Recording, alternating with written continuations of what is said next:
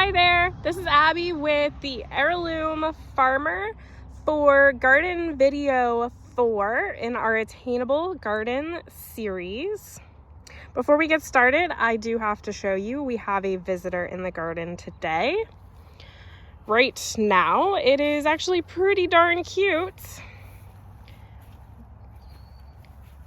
Definitely gonna have to find a new home because I want to eat the vegetables in the garden, and I know that this guy is gonna think they're all for him. Definitely reminds me of Peter Rabbits. Definitely adorable. Definitely gonna have to find a new home. They made a nest their mother made a nest in our garlic the straw in our garlic, and there was at least 2 in there. So like I said, cute right now, but they're gonna have to go before they start eating our garden. All right, so back to our Attainable Garden project. So far, we've gone over the project in video 1. In video 2, we selected our site, and then last week in video 3, we actually built this garden bed. I highly recommend you go back and watch those videos and garden along with me in that process. If you've already watched those videos, that's awesome. I'd love to see a picture of your garden space. You can comment below, send me a message with the picture, email me, however you want to share that picture. I would love to see your garden site. This week, we're just going to go over a few things that you're going to want to keep in mind for the next few weeks of this gardening process, kind of looking ahead. Now, one thing I do want to mention is 2 of the things that we are going to accomplish with this style of gardening method is we're going to be suppressing the weeds to really eliminate or greatly reduce the amount of weeding that we have to do. And that's what the layers are all going to help us do, is suppress the weeds. They're also going to help feed our soil, which will in turn help feed our plants. So it's only been a week that this garden bed has been established, but we're gonna go ahead and peek under here and see what's going on. Let's see.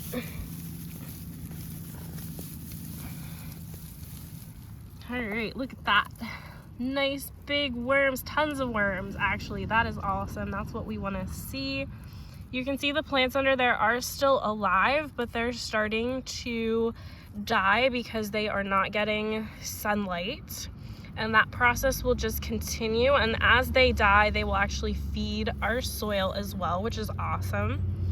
But super excited to see the worms and all of the worm activity. You can see their castings. That's pretty exciting, and that's what we want to see. All right, we're going to cover that back up, and that process will just continue. And as we go through this season, by having these deep layers, it should actually really reduce the amount of weeding. You know, a lot of people think gardening, they automatically think weeding, but gardening doesn't have to just be weeding. In fact, it shouldn't be just weeding. It should be mostly planting and harvesting. That's what you should be spending most of your time on. And enjoying the garden. And by putting these thick layers on, and we're gonna, really keep a close eye on the weeds as we go through, and I'll show you some additional tips and tricks.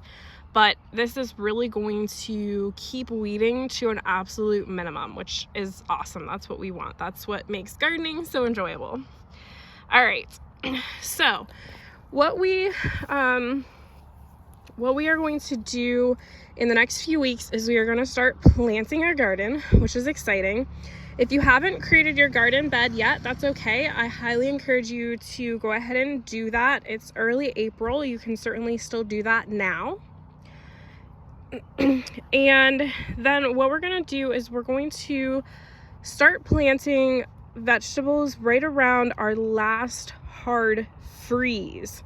So we are in central Pennsylvania, and typically middle of April is when we have our last hard freeze. And then middle to end of May is when we have our last frost. And those are important dates for you to know for your area. Once we have passed or are about at or past our last hard freeze, there are a lot of things that we can start planting out. And so we're going to be planting lettuce and kohlrabi in the next week or two.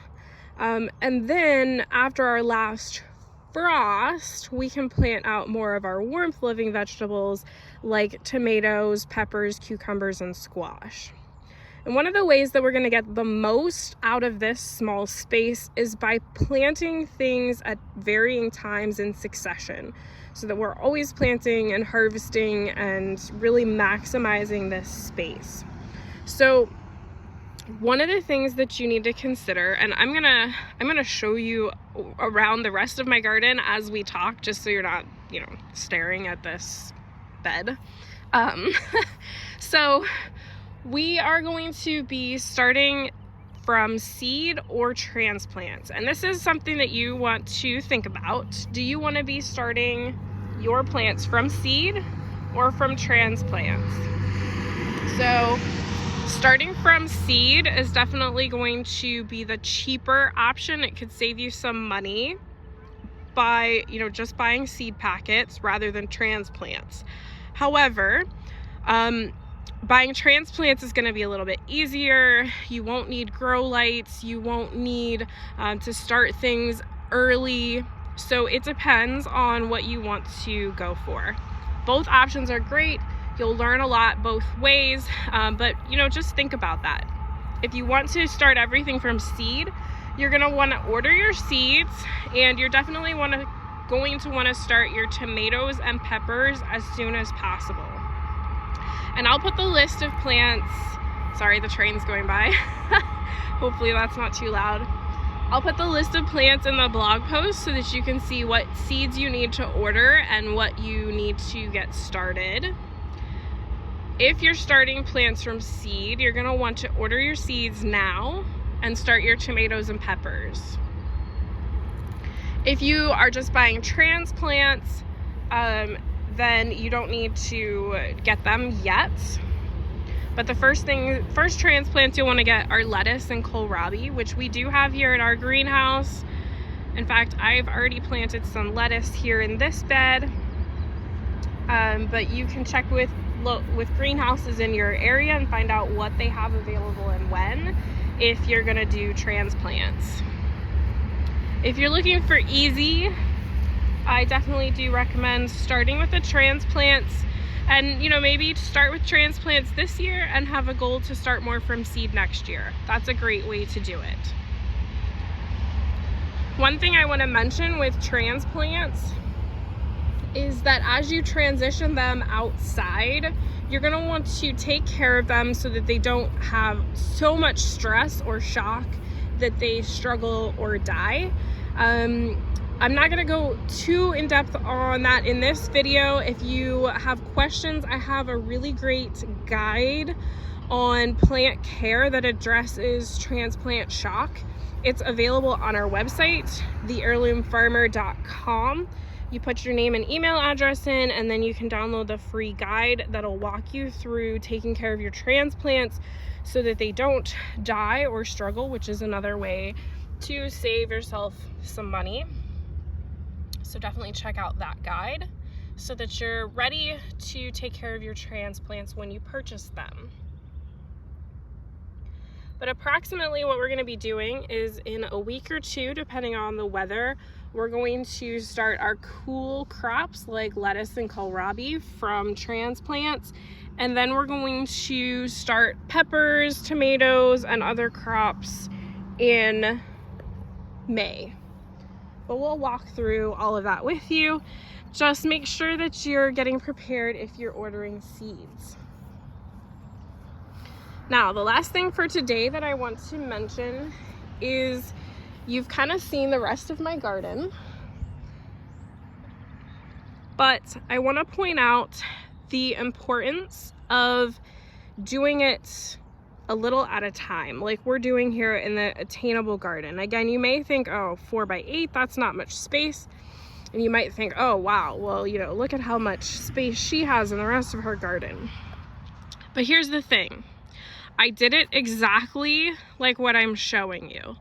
A small space at a time. I actually scaled way back from what I had been doing. And I was able to grow more food in less space because I was concentrating my efforts on building really good garden beds a little bit at a time, giving it all of my focus, all of the resources, doing exactly what I'm showing you over time. So I did build some raised beds, but I started with 2 raised beds one year. The next year I added 2 more raised beds, and I did the big mulched garden a little bit at a time over a few years. And then the plastic area you see out there is for some of our larger crops like winter squash. So that kind of is deceiving. That's not active garden space, but in the future I'm going to continue a little at a time expanding out into that space. But really I'm able to grow so much food in these spaces because I'm following the methods that I'm showing you in this garden video series. So if you have dreams of a big garden and lots of food, I totally get it. That's my dream too.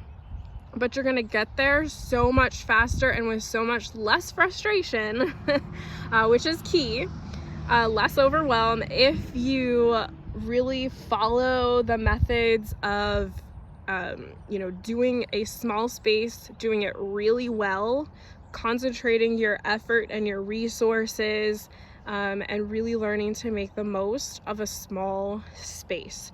You're gonna get to be a lot more successful, grow a lot more food that way, and then each year you can expand from there. So I highly encourage you to give this method a try.